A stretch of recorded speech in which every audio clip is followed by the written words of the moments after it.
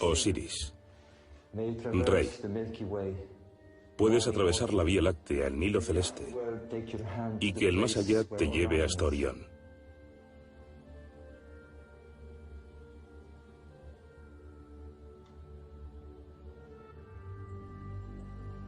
En los albores de la historia fueron transportadas a través del desierto 13 millones de toneladas de rocas, las suficientes para construir una ciudad como Londres.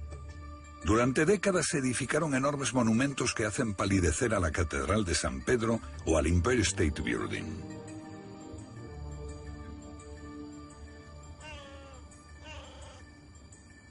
Las tres pirámides de Gizeh y la Gran Esfinge, maravillas del mundo antiguo envueltas en misterio. ¿Quién las construyó? ¿Con qué intención?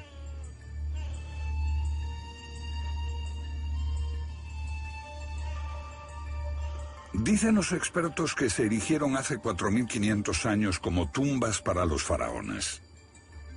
No ven aquí ningún misterio y descalifican a quienes no piensan como ellos.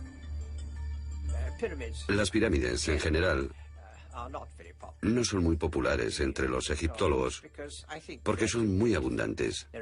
Hay un centenar de ellas. Y pienso que también tienen mala fama. ¿Han traído a tantos chiflados? La Gran Pirámide tiene este poder sobre la gente. En mi opinión, tiene el poder de destruir el sentido común. Sobre la Esfinge se han elaborado muchas teorías como esta, pero a todas se las ha llevado el viento. Los egiptólogos tenemos firmes evidencias para decir que la Esfinge data de los tiempos de Kefren, el constructor de la segunda pirámide, y de la meseta de Giza. Pero en realidad, ¿qué solidez tiene la evidencia que relaciona esos monumentos con Kefren, con el rey Keops y con su tiempo? Frank Domingo, experto en identificación policial, comparó la conocida estatua de Keops con la cara de la Esfinge. El manual del detective Domingo para la identificación policial se utiliza en todo el mundo. Sus conclusiones son el resultado de un estudio meticuloso.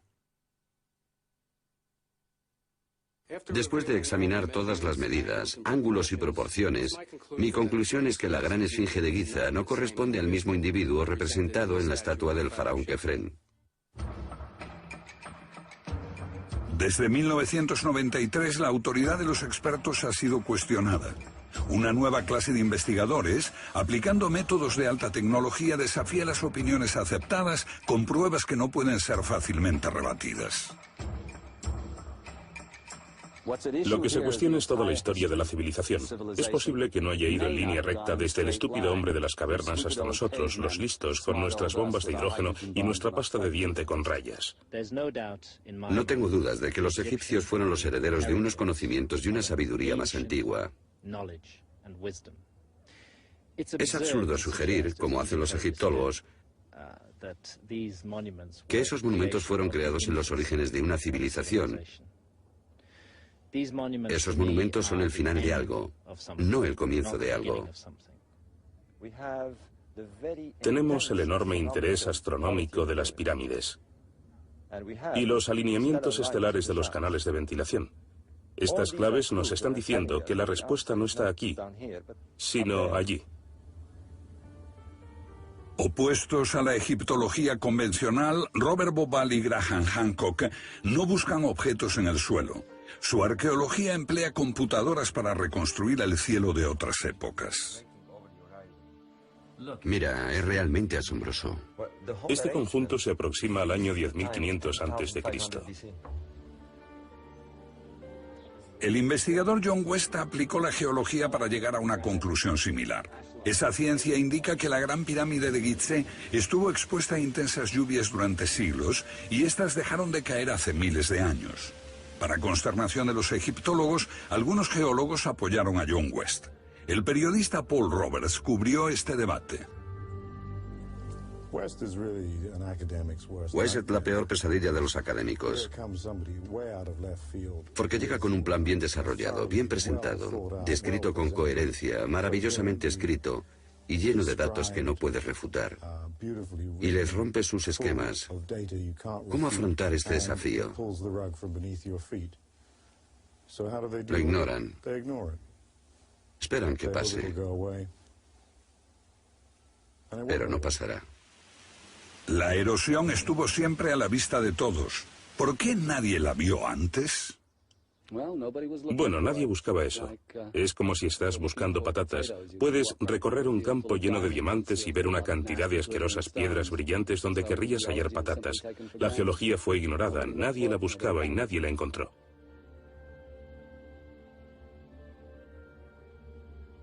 ¿Podría ser la civilización más antigua de lo que creemos? Las implicaciones son sobrecogedoras. Una civilización desconocida y avanzada en la Edad de Piedra. ¿Cuándo empezó todo?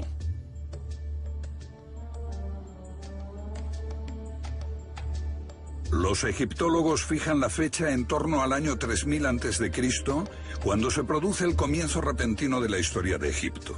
Nos dicen que antes solo había en el desierto unos hombres primitivos de la Edad de Piedra, los pobladores del Valle del Nilo.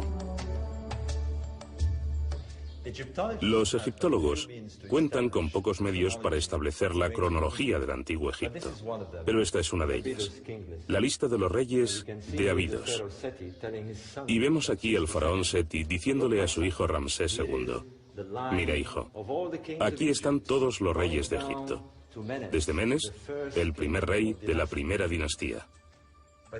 Pero los egiptólogos se detienen aquí, en el 3000 a.C., y no toman en cuenta el otro lado de la pared. Allí Seti le dice a su hijo Ramsés, esto es lo que pasó mucho antes del reinado de Menes, hace miles de años, cuando la tierra de Egipto estaba regida por dioses y semidioses.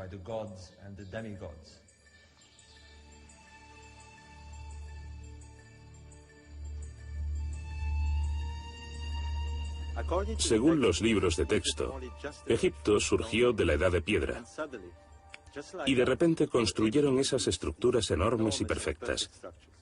Y se tomaron todo ese trabajo para cubrir el cuerpo de un rey muerto.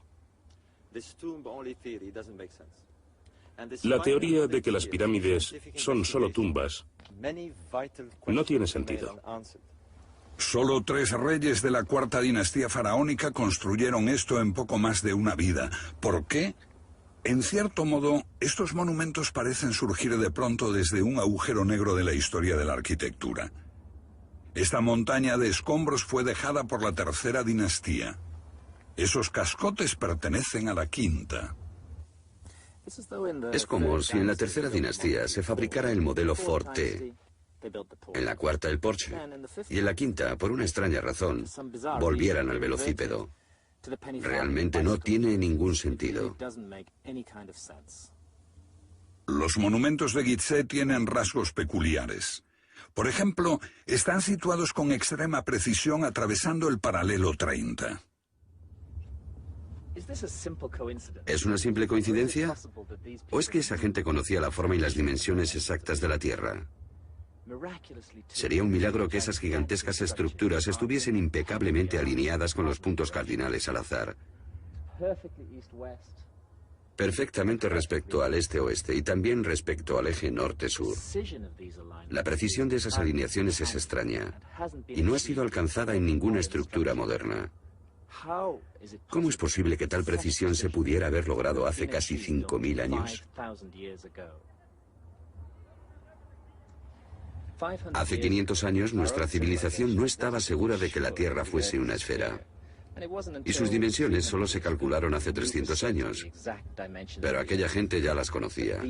Porque la Gran Pirámide es un modelo matemático del hemisferio norte en una escala de 1 a 43.200. No estamos ante una figura al azar, sino ante un fenómeno que los astrónomos llaman precesión de los equinoccios, relacionado con el movimiento del eje de la Tierra.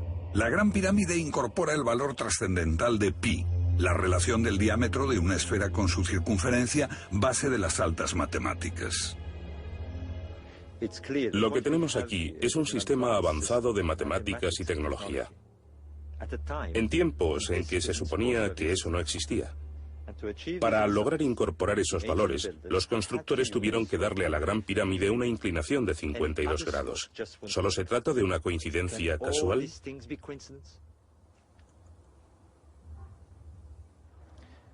La precisión de estos monumentos es casi obsesiva. Midamos la Gran Pirámide. El promedio de variación en la longitud de los lados es de apenas 5 pulgadas. Estamos hablando de un error de una sola milésima. Esta increíble precisión exigiría hasta el límite las capacidades de los equipos de construcción moderna. Es difícil imaginar cómo lo consiguieron unos seres primitivos, recién salidos de la Edad de Piedra. Para mí, esta increíble hazaña de la ingeniería tiene un claro mensaje. A través del abismo, del tiempo, los egipcios nos dicen: no éramos tontos.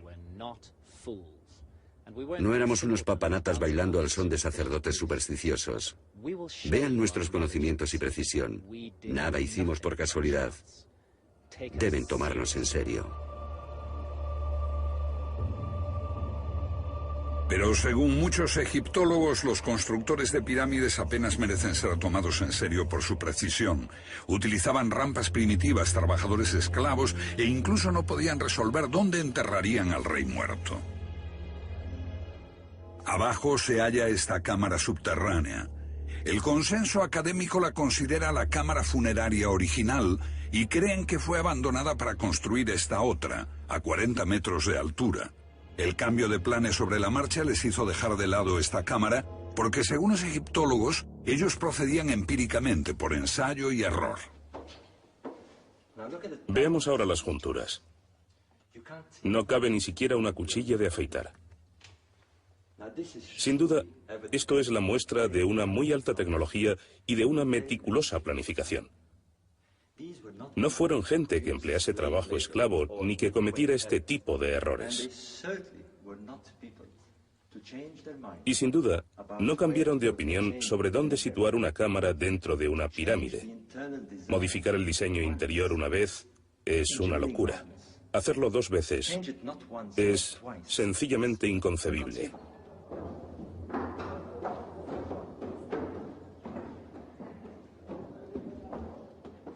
Algunos de estos bloques de la Gran Pirámide pesan tanto como 100 coches.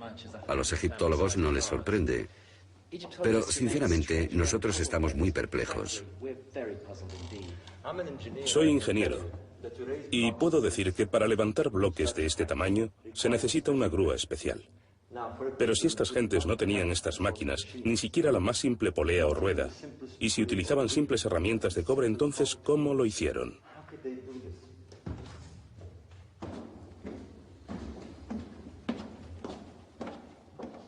Los libros de texto dicen que estas pirámides eran tumbas reales, como todas las otras, pero no se hallaron momias dentro de Gizeh ni inscripciones. Nada. Además, los reyes de la Cuarta Dinastía construyeron 2 pirámides. ¿Por qué? ¿Acaso pretendían ser enterrados en ambos lugares a la vez? ¿Y por qué ninguno de ellos dejó inscripciones? ¿Por qué ninguno dejó claro que él era el propietario de esa tumba? Pregúntese esto. Si uno construye la tumba más grande de la historia, después de décadas de gastos y esfuerzos, ¿dejaría al mundo preguntándose sobre su identidad? ¿No será que hay algo más en todo esto que tumbas y solo tumbas? ¿Podría este conjunto formar parte de un esquema muy diferente?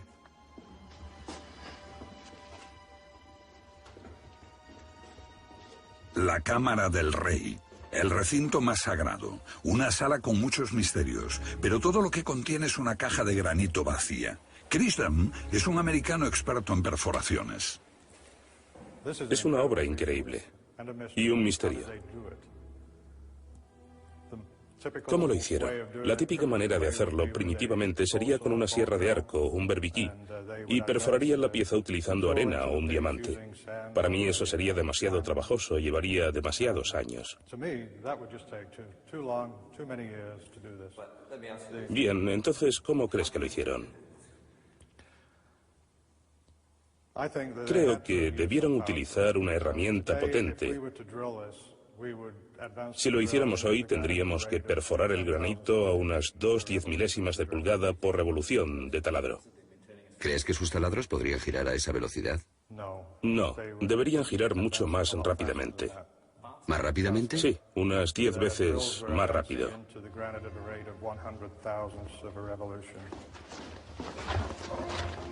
Herramientas avanzadas, parece una conclusión bastante audaz. El misterio persiste. Los antiguos podían cortar el granito e incluso la diorita, la piedra más dura de la naturaleza, como si fuese mantequilla, y agujerear el interior de jarrones de diorita, algo que no han logrado las herramientas modernas. Mira qué suave. ¿Cómo lo hicieron? Mira qué estrecha. Mira esto. Todo liso, ¿eh? Perfectamente ajustado. Una obra magnífica. Pero la cámara del rey plantea otro enigma. Este es un misterio mayor. Atravesando estas paredes y adaptados con extrema precisión están estos estrechos canales. Eran solo de ventilación, según los egiptólogos. No es posible que fueran canales de ventilación. El diseño es demasiado complicado. Se levantan en el declive, siempre por fuera de la pirámide. Deben haber tenido un propósito superior. Esta sospecha se confirmó en marzo de 1993. El ingeniero alemán Rudolf Gantenbrink exploró el canal sur de la Cámara de la Reina con una diminuta cámara robot. Lo encontró bloqueado por una puerta de piedra con guarniciones de metal. Una cámara que los egipcios se esmeraron mucho en ocultar a los curiosos. La puerta nunca se abrió. Otros canales apuntaban hacia el cielo, no estaban obstruidos. ¿Cuál era su verdadera función? En los años 60 surgió una pista cuando unos astrónomos demostraron que apuntaban con asombrosa precisión hacia las estrellas.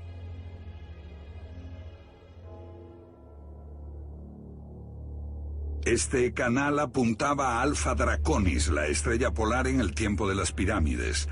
Otro a la Osa Menor. ¿Podría la astronomía arrojar luz sobre este enigma? La arqueología en general sabe poco del comportamiento de las estrellas. Los expertos eran escépticos. Los expertos dicen que los egipcios no tenían un gran conocimiento de astronomía. Pero aquí está la prueba de su fascinación y gran conocimiento del cielo. Mira las constelaciones del zodíaco. Leo, Tauro, Piscis, y aquí la constelación de Orión y la estrella Sirio. La posición de las estrellas en el cielo no es la misma hoy que en la antigüedad. Ello se debe a un fenómeno llamado precesión. La Tierra no solo gira cada día, sus ejes giran también en una gran fluctuación cada 26.000 años, como una peonza gigante. Esta lenta fluctuación hace que las constelaciones parezcan viajar por los cielos a través de las eras. Los egiptólogos y los estudiosos de jeroglíficos ignoran la precesión, pero sin ella algunos problemas no se pueden resolver. La precesión es la clave que revela los misterios de las pirámides. La precesión cambia la altitud de las estrellas mientras giran en el cielo cada noche. Quien pudiera observar pasar los milenios por encima de su cabeza, vería salir y ponerse las constelaciones siguiendo un ciclo de 26.000 años, marcado por el vaivén de la Tierra. Esta constelación, Orión, fue un dios para los egipcios y puede explicarnos por qué hicieron los canales de la Gran Pirámide. Para los egipcios, Orión era Osiris, el dios de la resurrección. Entonces, esta es una reconstrucción del cielo en el 2500 a.C. Y veamos qué ocurre en el cinturón de Orión cuando cruza la línea norte-sur.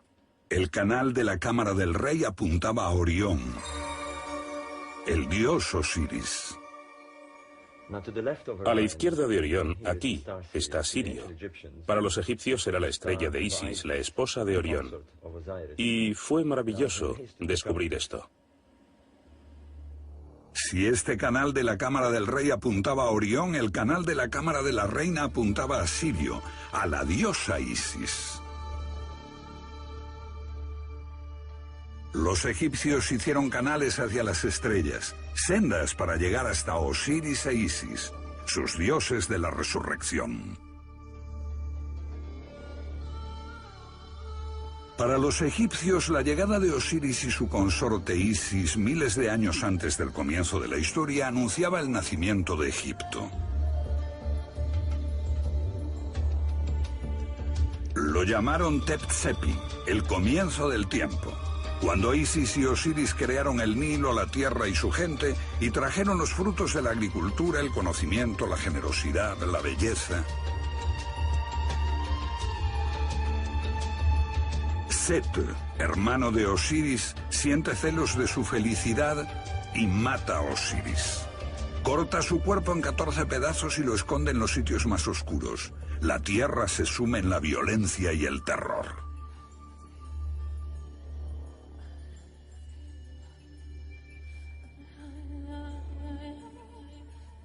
Pero Isis, fiel esposa de Osiris, busca por todos los rincones de Egipto el cuerpo de su marido y une sus trozos en un lienzo, pero no consigue encontrar su falo.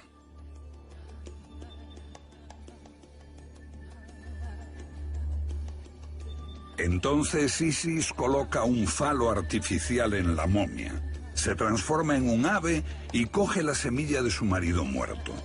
Y Osiris resucita una nueva vida en las estrellas. Ambos reinan en los cielos de la noche para la eternidad, soberanos de la Duat, el mundo de la vida tras la muerte, y dioses de la resurrección.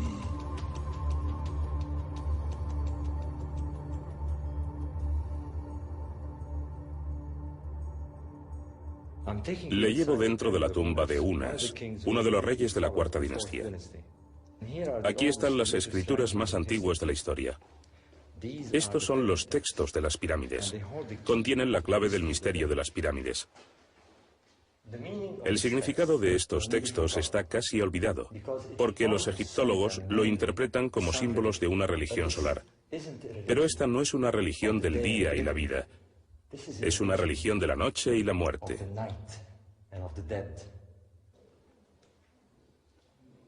Estos signos nos dicen que el rey se convierte en estrella en el reino de Osiris, en la constelación de Orión. Uno de los textos dice: «Oh rey, eres compañero de Orión». Y otro texto dice: «Puedes atravesar el Nilo celeste, la Vía Láctea, y hasta llegar a Orión». El faraón creía que era hijo de los dioses, y Hancock y Bobal encuentran en esta idea el objetivo de los canales. Eran una vía para lanzar el alma del faraón muerto a las estrellas.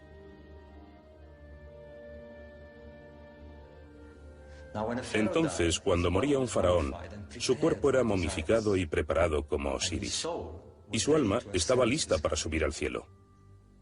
Pero antes, el rey muerto tenía que asegurarse de que el poder divino hubiese pasado a su hijo, al Horus viviente.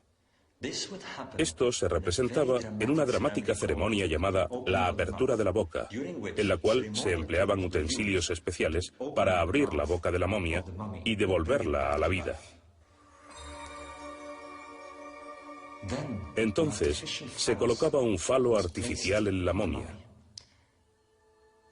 y el rey muerto era dirigido hacia Sirio, la estrella de Isis. Una vez cumplida su misión en la tierra, el rey muerto podía partir al cielo.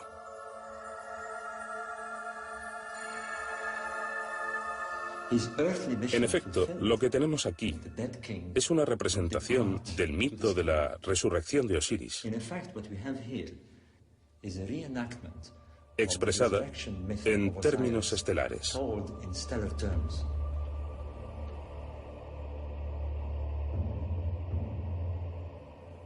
El hallazgo de Bubal fue muy importante. Estos monumentos estuvieron mudos casi 5.000 años. Al comprender el significado de los canales, él les permitió hablar de nuevo. Pero surgió otro problema. Todo esto da fe de un gran plan unificado, un plan maestro. No obstante, hay algo muy desconcertante en el plan. Tenemos 3 pirámides. 2 tienen casi el mismo tamaño y están situadas en línea diagonal. Pero la tercera es más pequeña y no se halla en la misma línea. ¿Por qué? ¿Qué intentaron expresar sus constructores? El constructor fue Menkaura, o Micerinos, hijo del faraón Keops. Pero ¿por qué, si él era tan rico y poderoso como su padre, se conformó con una pirámide más pequeña y situada a la izquierda? Este problema me había intrigado durante años. Luego, una noche, sentado en el desierto con un amigo, él me estaba explicando cómo saldría Sirio y señaló el cinturón de Orión justo encima. Y me dijo, mira la estrella más pequeña, está ligeramente desalineada a la izquierda. Y de pronto lo supe.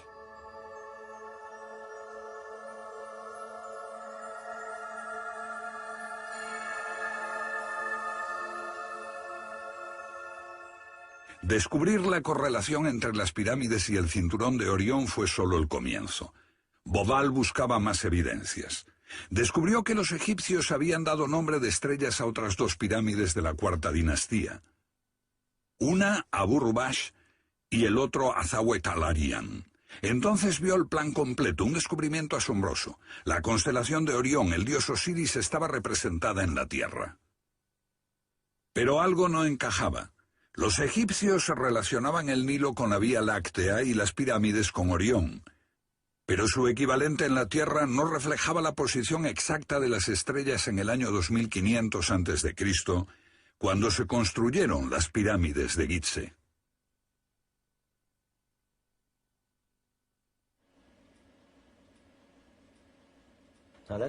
Veamos ahora las tres estrellas del cinturón de Orión en relación con la Vía Láctea. Entonces, para lograr un perfecto ajuste con las pirámides en la Tierra, el Sol debe girar ligeramente en el sentido opuesto a las agujas del reloj. Esto significa ir atrás en el tiempo, 3000 a.C., 4000, 5000. Recrear el pasado significa también penetrar en los mitos. Este es Osiris, el primer faraón divino que reinó en la tierra de Egipto. Murió y renació, asistido por su hijo Horus. Estos son los dioses del tiempo primero, del Tep-Sepi. Pero la cuestión es, ¿cuándo tuvo lugar este Tep-Sepi o tiempo primero?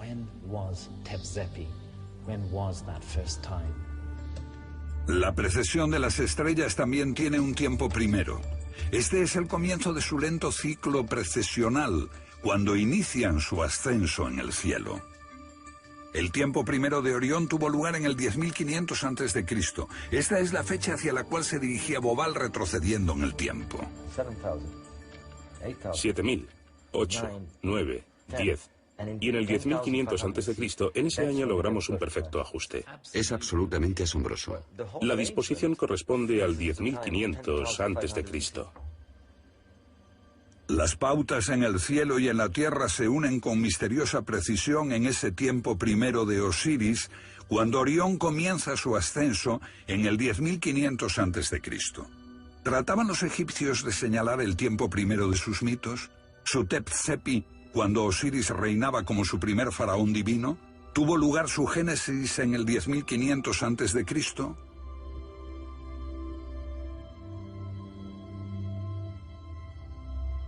Por más débil que sea la pista, la precesión ofrece otro indicio. La lenta fluctuación de la Tierra parece hacer que la constelación viaje a través de las épocas. Los egipcios prestaron una particular atención a este efecto. Estudiaron el punto por donde salía el sol, sobre todo cuando la noche y el día tenían igual longitud, el 21 de marzo, llamado el equinoccio, cuando empieza la primavera. Y miraban la constelación que estaba detrás del punto por donde salía el sol, y vieron que ésta cambiaba con el paso de las eras. Su gran esfinge parece hecha para observarlo. Cada 2000 años más o menos otro signo del zodíaco aparece detrás del sol definiendo otra época, otra era astrológica. Ahora estamos en Piscis, con Acuario emergiendo.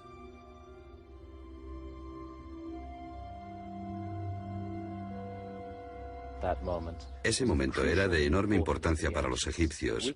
Lo llamamos equinoccio primaveral. Cuando se supone que se construyó la Esfinge en el 2500 a.C., el Sol salía en la constelación de Tauro.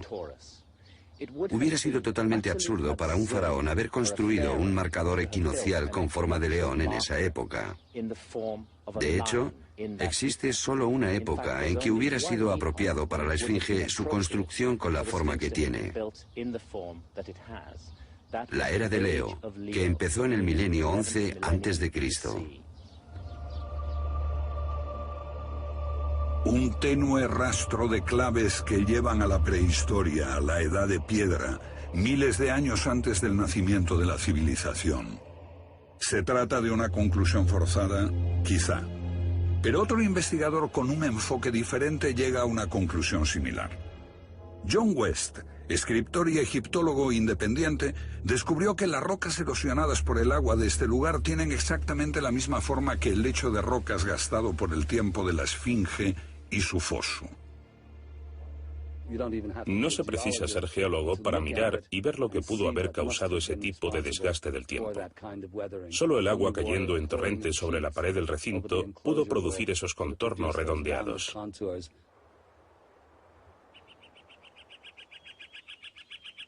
¿Agua en el desierto del Sáhara? No ha habido lluvias significativas aquí durante 9 o 10.000 años. La edad de piedra es difícil de determinar, pero a un geólogo la erosión le cuenta la historia de una roca.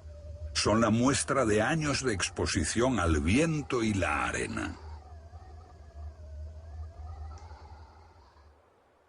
La única excepción está aquí en la esfinge y en los lados del foso desde el cual fue excavada. Las rocas parecen desgastadas por muchos siglos de fuertes lluvias. Dejan un perfil redondo, ondulado. El hallazgo de John West es explosivo, porque ¿cuándo hubo una lluvia así en Egipto? Seguramente no fue en tiempos de los faraones. Pero si se piensa en el agua de Egipto, ¿no podrían haber causado el mismo efecto las inundaciones del Nilo? No, absolutamente no, porque las inundaciones del Nilo vendrían desde abajo, y si fuesen inundaciones habría un modelo de erosión diferente. Las paredes estarían hundidas. En otras palabras, se hubiese producido una enorme erosión por debajo, no por encima, y tampoco veríamos esas profundas fisuras. Los geólogos encontraron acertados los argumentos de West y le dieron la razón en la disputa con los egiptólogos, que hasta hoy no encuentran apoyo para respaldar sus conclusiones. Aquí estamos, viendo una parte de las primeras restauraciones. Se ve que se necesitaron bloques de 1 metro aproximadamente para reparar sus rasgos originales. Se nos dijo que esa restauración se hizo unos 300 años después de tallar la esfinge. Entonces surge una pregunta. ¿Por qué fue necesaria una reparación de más de 1 metro en el curso de solo 300 años? Los egiptólogos insisten en que la piedra con que está hecha la esfinge es de tan mala calidad que el tiempo la desgastó en solo 300 años. Esto plantea otro problema. Si la piedra es de tan mala calidad y la esfinge se talló hace 4.500 años, quiere decir que, a razón de un pie de erosión por siglo, la esfinge habría desaparecido hace unos 500 años. Y no ha sido así.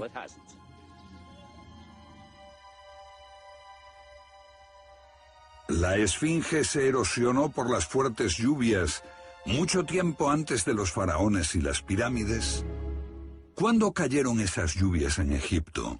Aunque hubo otros periodos de lluvia, solo destaca una época. Y curiosamente, el periodo enlaza con el mismo tiempo que Bobal y Hancock han propuesto con su arqueología astronómica, ese remoto tiempo primero al que se refieren los antiguos mitos.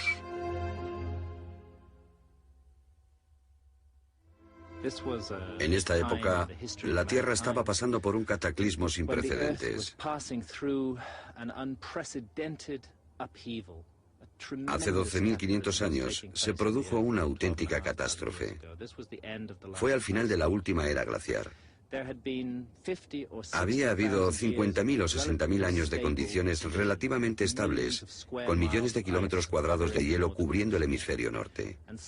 Y de pronto, por motivos que ningún científico comprende aún bien, este hielo se derrite en un lapso de solo 2.000 a 3.000 años. El mundo de la edad de hielo, con una capa de más de 1 kilómetro de grosor cubriendo el norte de Europa y América. El final trajo el cataclismo. ¿Podría tratarse del diluvio que menciona la Biblia?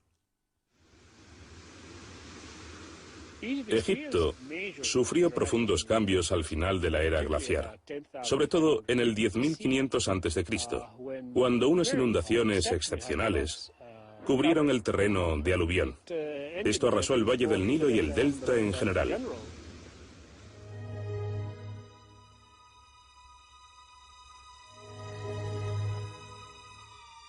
Los mitos hablan del comienzo de esta civilización al final del gran cataclismo. Ese fue el tiempo primero. La remota época de los dioses que se recuerda en los mitos. Cuando comienza todo. Y en verdad fue el tiempo primero para el hombre. Es en esa época cuando comienza nuestra memoria histórica. John West sitúa también la gran esfinge a finales de esa distante era glaciar. Pero ¿cómo explicar la cara del faraón y su tocado?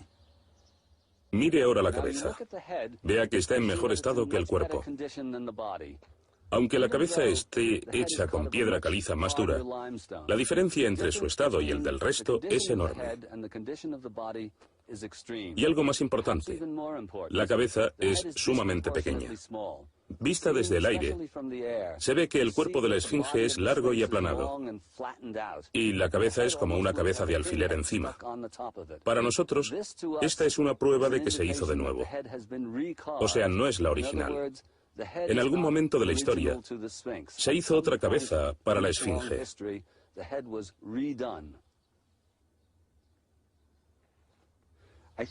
Creo que la historia de la esfinge es más o menos así. Hace mucho tiempo, antes de que Egipto fuese un desierto, la meseta de Giza era una fértil sabana, y su margen era un gran afloramiento de roca natural. Un grupo desconocido de escultores, aprovechándose de esta posición, talló en la roca un rostro gigante. Podría haber sido la cara de un dios o de un león. Cuando la esfinge fue tallada, cientos de enormes bloques de piedra caliza, algunos de más de 100 toneladas, fueron hábilmente excavados y transportados a este sitio. Aquí fueron levantados y puestos en su lugar. Nada en el Egipto dinástico, el Egipto que conocemos, se parece a esto.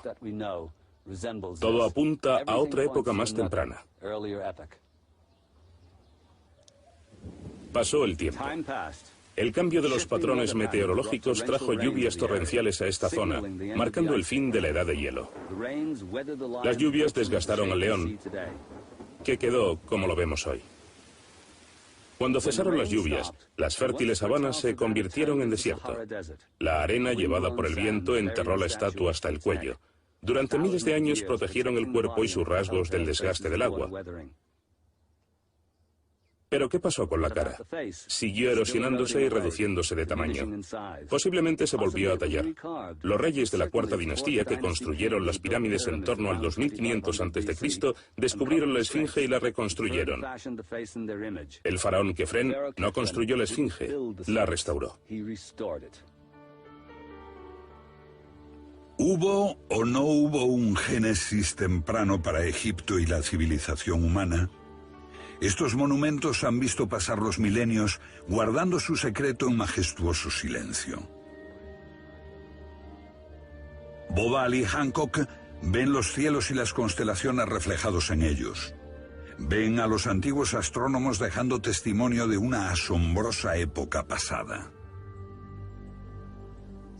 Desde Gizeh, los astrónomos se enfrentaban a un horizonte de 360 grados que invitaba a la observación de los puntos de salida del Sol y las estrellas. Otra dirección que llamaba su atención era la línea norte-sur, porque dividía el cielo justamente sobre sus cabezas, como el Nilo dividía la Tierra. En el 10.500 a.C., cuando las tres estrellas del cinturón de Orión cruzaban la línea, lo hicieron siguiendo un modelo que encajaba perfectamente con la posición de las tres pirámides de Gizeh. Otro detalle. Veamos el horizonte de Gizeh, donde se ocultaría Orión en el 10.500 a.C. Los observadores lo veían aquí, donde el cinturón de Orión está marcado con extraordinaria precisión por 3 pequeñas pirámides, estableciendo exactamente dónde se ocultaban esas estrellas en torno al 10.500 a.C. Pero si crees que esto puede ser una coincidencia, hay más. Veamos un día mágico del año, cuando el paso norte-sur de las 3 estrellas del cinturón coincidían exactamente con la salida del Sol. En este día especial, en el 10.500 a.C., el Sol saldría por el este, directamente en línea con la Esfinge, coincidiendo con la constelación de Leo. Aquí está la constelación de Leo, saliendo por el horizonte. Y aquí está el Sol. Así que es en este tiempo, en la era de Leo, cuando la Esfinge contemplaba su propia imagen en el cielo.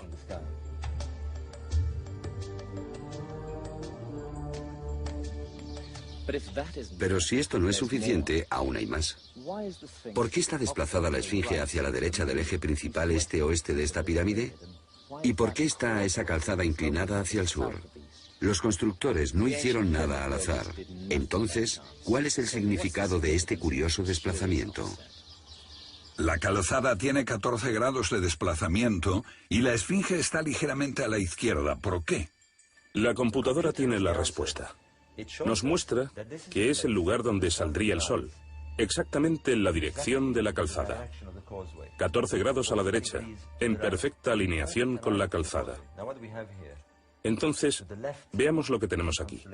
A la izquierda está la constelación de Leo, y como vemos está semienterrada bajo el horizonte, con la cabeza y los hombros sobresaliendo.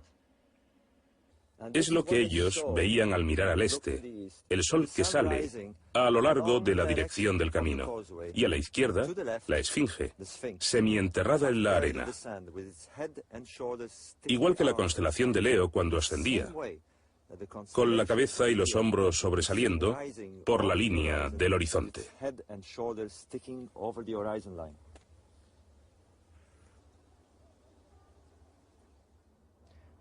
La Esfinge y las pirámides se enlazan para formar un gigantesco holograma astronómico del cielo de Egipto cerca del año 10.500 a.C. En esa época, y solo en esa época, los cuerpos celestes clave están representados con impecable precisión, vistos desde cualquier ángulo y dirección. Cuando recordamos la misteriosa precisión con que trabajaron los constructores de pirámides, es imposible atribuir tal complejidad a la coincidencia. Lo que aquí tenemos es un sólido y deliberado marcador del tiempo para la época del 10.500 a.C., casi 8.000 años antes de cuando se supone comenzó la civilización egipcia.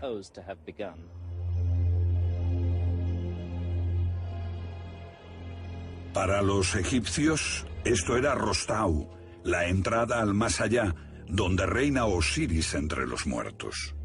Una entrada para que los faraones muertos resucitaran en las estrellas. Entonces, como hoy, el cielo era una inmensa necrópolis y un sitio de inefable misterio y santidad.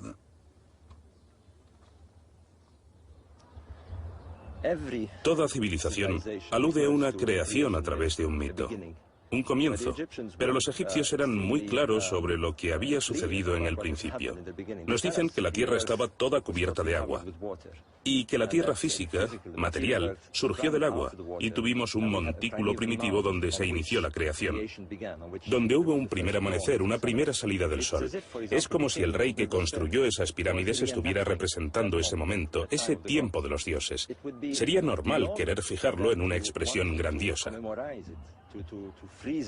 Creo que si hay un montículo primitivo, es esto, Gizeh. Sin duda, los textos se refieren al sitio de Gizeh en Heliópolis como el lugar donde se inició la creación. Quizá deberíamos entenderlo literalmente. ¿Y qué más se debería esperar para celebrar ese fantástico momento de la creación que este tipo de monumentos? Creo que la Esfinge puede representar los restos físicos de una civilización perdida que alcanzó este lugar hace 12.500 años. No afirmamos que las pirámides tengan 12.500 años. Lo que sostenemos es que las pirámides hablan de ese tiempo lejano. No dudo de que los egipcios fueron los herederos de una cultura más antigua. Es absurdo sugerir, como hacen los egiptólogos, que estos monumentos fueron una creación de una civilización en sus inicios. Hay un enorme conocimiento y sabiduría en estos monumentos. Este complejo, para mí, es el final de algo, no el comienzo.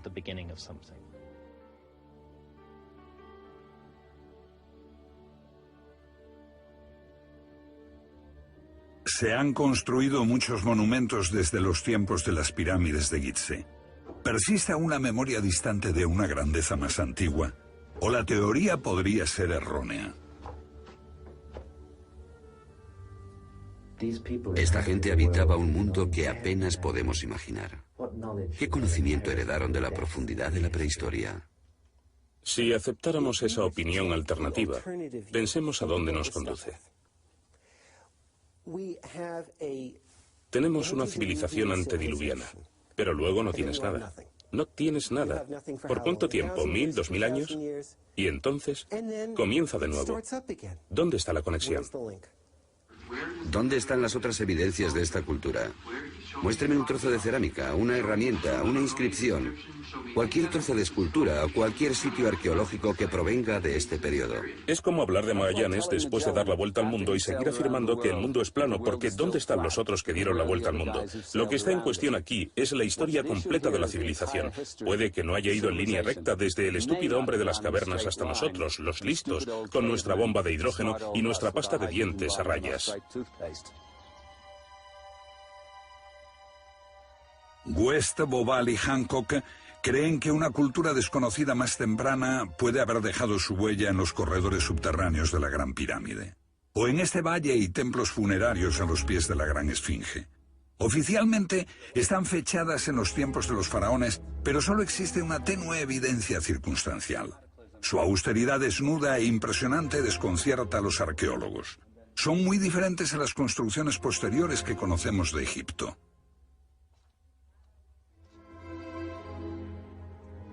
¿No estarían enterrados los restos de tal civilización a mayor profundidad? Aquí, a unos 500 metros al sur de Gizeh, en el Osirión, nos encontramos con otra de esas enigmáticas y anónimas construcciones que parecen no pertenecer a ninguna época conocida. 50 pies o más por debajo del suelo de los templos faraónicos del entorno. ¿Es posible que esto sea solo una entre las muchas estructuras iguales a estas sepultadas bajo las arenas de Egipto?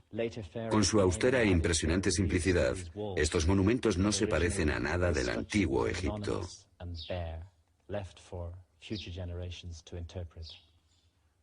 A la gente le gusta imaginarse cosas. Conoces al señor West y a Bobal y al señor X y Z. Toda esa gente viene por un día o dos a la meseta y elabora una teoría y la publica. La teoría extravagante tiene que ser fantástica, porque si haces una teoría fantástica harás dinero y serás famoso. Y eso es lo que hicieron realmente West y Bobal. El dinero no es la cuestión. Vengo haciendo esto desde hace 20 años sin ganar un céntimo. Llegamos al fondo de la cuestión. El objetivo es descubrir la verdad, y se necesitan varias disciplinas. Por ejemplo, geología y astronomía. No creo que la egiptología se sienta capaz de asumir la tarea. Llega a un sitio como este con una visión unidimensional, con una perspectiva estrecha. Pero ese estrecho embudo es un grave perjuicio para la humanidad, porque impide que se hagan nuevos descubrimientos.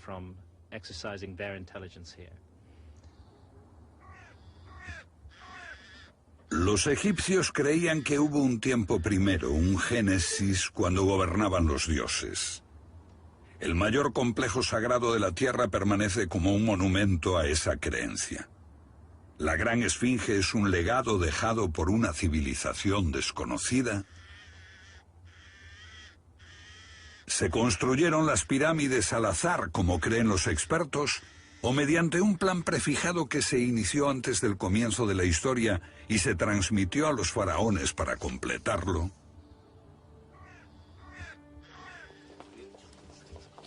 Los antiguos creían en un legado así, como lo creen hoy Bobal y Hancock. Hay, por ejemplo, una pista para aclarar el misterio aquí en las tumbas del Museo de Berlín.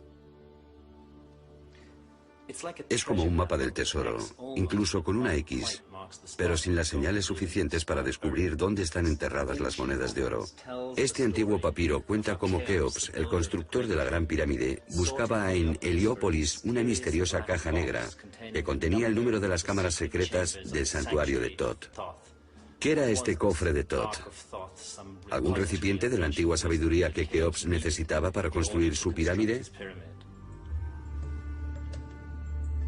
Thoth, el escriba de los dioses y guardián de su sabiduría. ¿Un cofre perdido con conocimientos de un pasado aún más remoto? ¿Podría ese cofre estar oculto tras esta puerta secreta de la Gran Pirámide? Considerando el esmero con que lo ocultó, Keops debe de haberlo considerado de suma importancia. ¿O está el secreto oculto aquí, donde John West exploró con un sismógrafo? Nuestro sismógrafo reveló que justo aquí donde estoy, entre las patas de la Esfinge, hay una gran cámara subterránea de unos 12 metros por 15 de forma rectangular, 5 metros por debajo de la superficie del lecho de piedra. Como detectives autodidactas, estos hombres encuentran huellas que desafían los dogmas. Pero los expertos y las autoridades hacen un frente común de silencio. Cualquier investigación en las cámaras secretas o sobre alguna simbólica arca perdida es ignorada. Los antiguos griegos escribieron cómo sus sacerdotes les revelaron que hubo una civilización anterior a la suya. La llamaban Atlántida. En 1945 el vidente estadounidense Edward Cavís predijo en un trance hipnótico que en torno al año 2000 se iban a encontrar los archivos de una civilización mucho más antigua que la egipcia, que estaban bajo las patas de la gran esfinge de Gizeh. ¿Sueños? ¿Fantasía? Tal vez. Pero un sismógrafo no miente.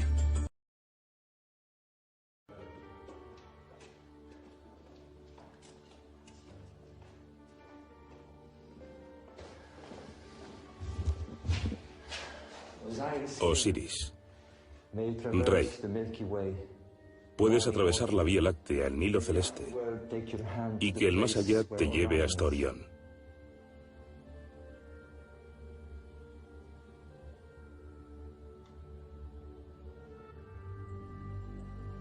En los albores de la historia fueron transportadas a través del desierto 13 millones de toneladas de rocas, las suficientes para construir una ciudad como Londres. Durante décadas se edificaron enormes monumentos que hacen palidecer a la Catedral de San Pedro o al Empire State Building.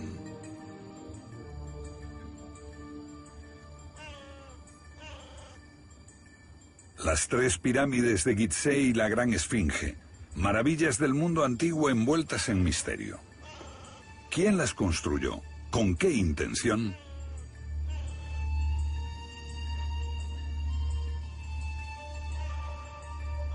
Dicen los expertos que se erigieron hace 4.500 años como tumbas para los faraones. No ven aquí ningún misterio y descalifican a quienes no piensan como ellos. Las pirámides, en general, no son muy populares entre los egiptólogos porque son muy abundantes. Hay un centenar de ellas. Y pienso que también tienen mala fama. ¿Han traído a tantos chiflados? La Gran Pirámide tiene este poder sobre la gente. En mi opinión, tiene el poder de destruir el sentido común. Sobre la Esfinge se han elaborado muchas teorías como esta, pero a todas se las ha llevado el viento. Los egiptólogos tenemos firmes evidencias para decir que la Esfinge data de los tiempos de Kefren, el constructor de la segunda pirámide, y de la meseta de Giza. Pero en realidad, ¿qué solidez tiene la evidencia que relaciona esos monumentos con Kefren, con el rey Keops y con su tiempo? Frank Domingo, experto en identificación policial, comparó la conocida estatua de Keops con la cara de la Esfinge. El manual del detective Domingo para la identificación policial se utiliza en todo el mundo. Sus conclusiones son el resultado de un estudio meticuloso. Después de examinar todas las medidas, ángulos y proporciones, mi conclusión es que la gran esfinge de Giza no corresponde al mismo individuo representado en la estatua del faraón Kefren. Desde 1993, la autoridad de los expertos ha sido cuestionada. Una nueva clase de investigadores, aplicando métodos de alta tecnología, desafía las opiniones aceptadas con pruebas que no pueden ser fácilmente rebatidas. Lo que se cuestiona es toda la historia de la civilización. Es posible que no haya ido en línea recta desde el estúpido hombre de las cavernas hasta nosotros, los listos, con nuestras bombas de hidrógeno y nuestra pasta de diente con rayas. No tengo dudas de que los egipcios fueron los herederos de unos conocimientos y una sabiduría más antigua. Es absurdo sugerir, como hacen los egiptólogos, que esos monumentos fueron creados en los orígenes de una civilización. Esos monumentos son el final de algo, no el comienzo de algo. Tenemos el enorme interés astronómico de las pirámides y los alineamientos estelares de los canales de ventilación. Estas claves nos están diciendo que la respuesta no está aquí, sino allí. Opuestos a la egiptología convencional, Robert Bauval y Graham Hancock no buscan objetos en el suelo. Su arqueología emplea computadoras para reconstruir el cielo de otras épocas. Mira, es realmente asombroso. Este conjunto se aproxima al año 10.500 a.C. El investigador John West aplicó la geología para llegar a una conclusión similar. Esa ciencia indica que la Gran Pirámide de Gizeh estuvo expuesta a intensas lluvias durante siglos y estas dejaron de caer hace miles de años. Para consternación de los egiptólogos, algunos geólogos apoyaron a John West. El periodista Paul Roberts cubrió este debate. West es la peor pesadilla de los académicos, porque llega con un plan bien desarrollado, bien presentado, descrito con coherencia, maravillosamente escrito y lleno de datos que no puedes refutar, y les rompe sus esquemas. ¿Cómo afrontar este desafío? Lo ignoran. Esperan que pase, pero no pasará. La erosión estuvo siempre a la vista de todos. ¿Por qué nadie la vio antes? Bueno, nadie buscaba eso. Es como si estás buscando patatas. Puedes recorrer un campo lleno de diamantes y ver una cantidad de asquerosas piedras brillantes donde querrías hallar patatas. La geología fue ignorada, nadie la buscaba y nadie la encontró.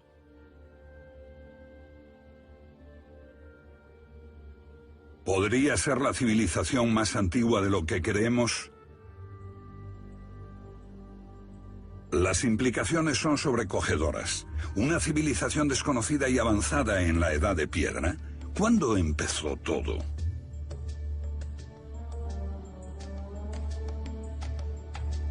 Los egiptólogos fijan la fecha en torno al año 3000 a.C., cuando se produce el comienzo repentino de la historia de Egipto. Nos dicen que antes solo había en el desierto unos hombres primitivos de la Edad de Piedra, los pobladores del Valle del Nilo. Los egiptólogos cuentan con pocos medios para establecer la cronología del antiguo Egipto, pero esta es una de ellas, la lista de los reyes de Abidos. Y vemos aquí al faraón Seti diciéndole a su hijo Ramsés II, mira hijo, aquí están todos los reyes de Egipto, desde Menes, el primer rey de la primera dinastía. Pero los egiptólogos se detienen aquí, en el 3000 a.C., y no toman en cuenta el otro lado de la pared. Allí Seti le dice a su hijo Ramsés, esto es lo que pasó mucho antes del reinado de Menes, hace miles de años, cuando la tierra de Egipto estaba regida por dioses y semidioses.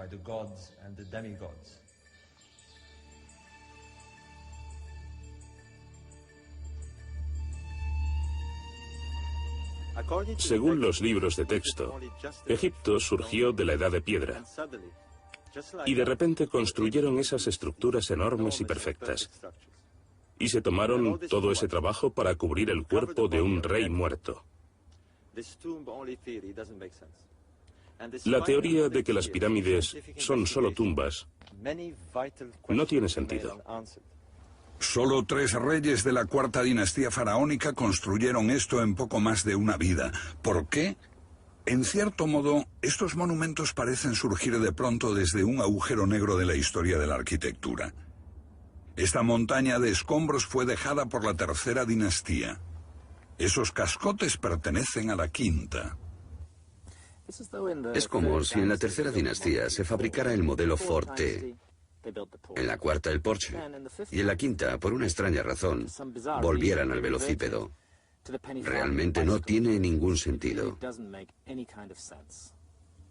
Los monumentos de Gizeh tienen rasgos peculiares. Por ejemplo, están situados con extrema precisión atravesando el paralelo 30. ¿Es una simple coincidencia?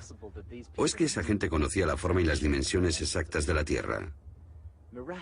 Sería un milagro que esas gigantescas estructuras estuviesen impecablemente alineadas con los puntos cardinales al azar. Perfectamente respecto al este-oeste y también respecto al eje norte-sur. La precisión de esas alineaciones es extraña y no ha sido alcanzada en ninguna estructura moderna. ¿Cómo es posible que tal precisión se pudiera haber logrado hace casi 5.000 años? Hace 500 años nuestra civilización no estaba segura de que la Tierra fuese una esfera. Y sus dimensiones solo se calcularon hace 300 años. Pero aquella gente ya las conocía. Porque la Gran Pirámide es un modelo matemático del hemisferio norte en una escala de 1 a 43.200. No estamos ante una figura al azar, sino ante un fenómeno que los astrónomos llaman precesión de los equinoccios, relacionado con el movimiento del eje de la Tierra. La Gran Pirámide incorpora el valor trascendental de pi, la relación del diámetro de una esfera con su circunferencia, base de las altas matemáticas. Lo que tenemos aquí es un sistema avanzado de matemáticas y tecnología. En tiempos en que se suponía que eso no existía. Para lograr incorporar esos valores, los constructores tuvieron que darle a la Gran Pirámide una inclinación de 52 grados. ¿Solo se trata de una coincidencia casual?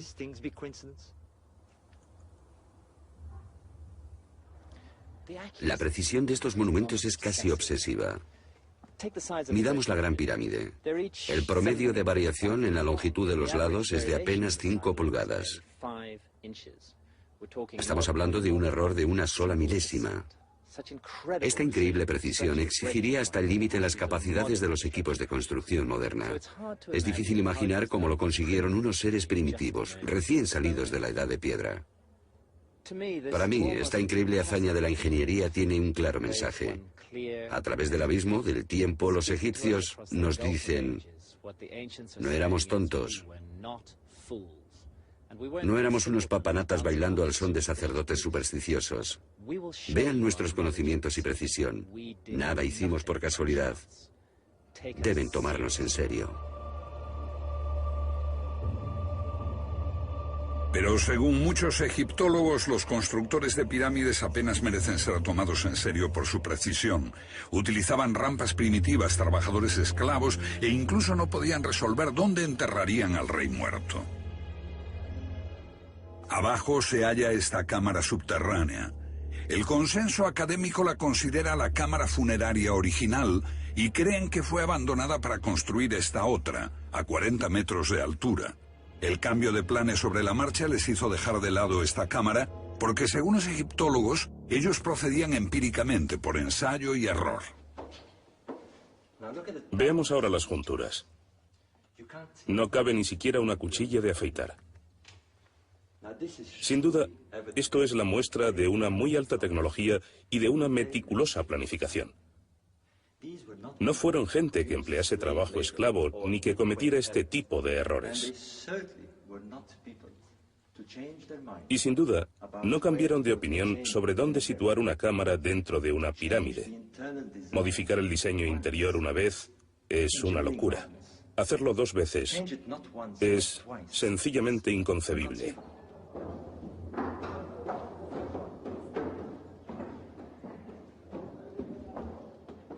Algunos de estos bloques de la Gran Pirámide pesan tanto como 100 coches. A los egiptólogos no les sorprende. Pero, sinceramente, nosotros estamos muy perplejos. Soy ingeniero y puedo decir que para levantar bloques de este tamaño se necesita una grúa especial. Pero si estas gentes no tenían estas máquinas, ni siquiera la más simple polea o rueda, y si utilizaban simples herramientas de cobre, entonces, ¿cómo lo hicieron?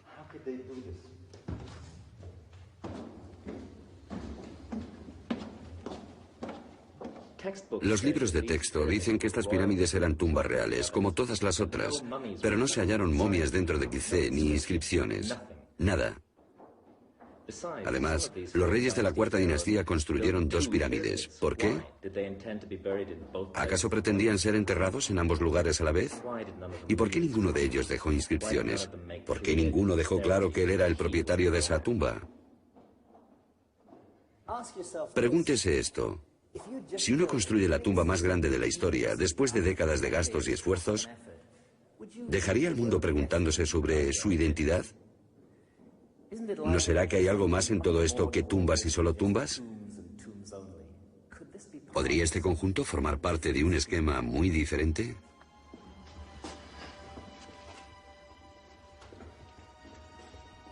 La Cámara del Rey.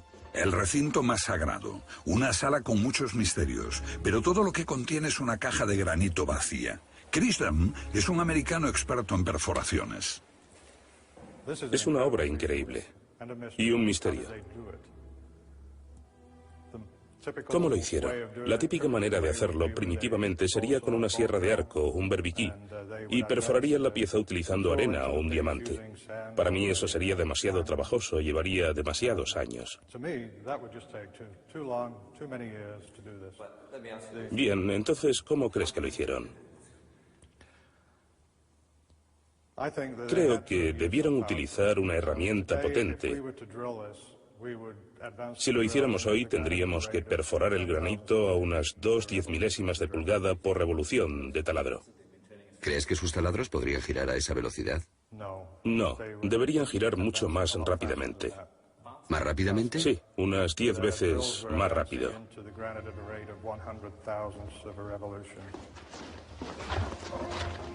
Herramientas avanzadas, parece una conclusión bastante audaz.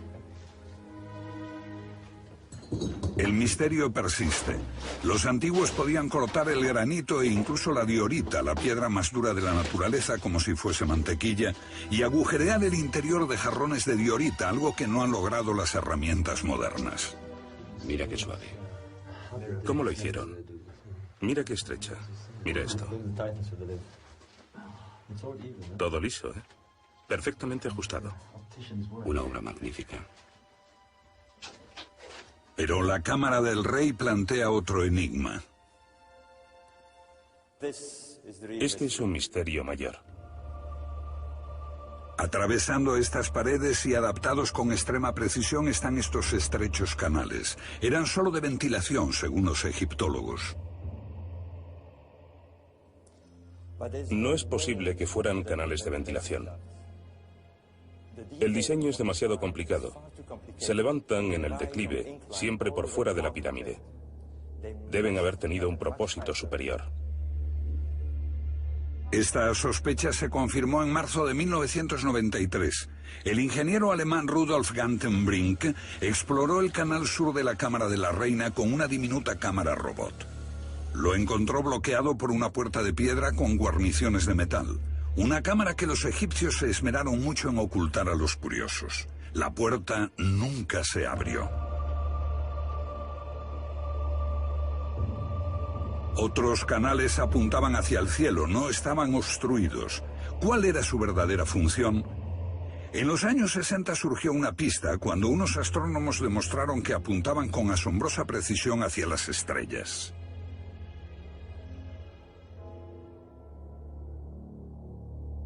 Este canal apuntaba a Alfa Draconis, la estrella polar en el tiempo de las pirámides. Otro a la Osa Menor. ¿Podría la astronomía arrojar luz sobre este enigma? La arqueología en general sabe poco del comportamiento de las estrellas. Los expertos eran escépticos. Los expertos dicen que los egipcios no tenían un gran conocimiento de astronomía. Pero aquí está la prueba de su fascinación y gran conocimiento del cielo. Mira las constelaciones del zodíaco: Leo, Tauro, Piscis, y aquí la constelación de Orión y la estrella Sirio. La posición de las estrellas en el cielo no es la misma hoy que en la antigüedad. Ello se debe a un fenómeno llamado precesión. La Tierra no solo gira cada día, sus ejes giran también en una gran fluctuación cada 26.000 años, como una peonza gigante. Esta lenta fluctuación hace que las constelaciones parezcan viajar por los cielos a través de las eras. Los egiptólogos y los estudiosos de jeroglíficos ignoran la precesión, pero sin ella algunos problemas no se pueden resolver. La precesión es la clave que revela los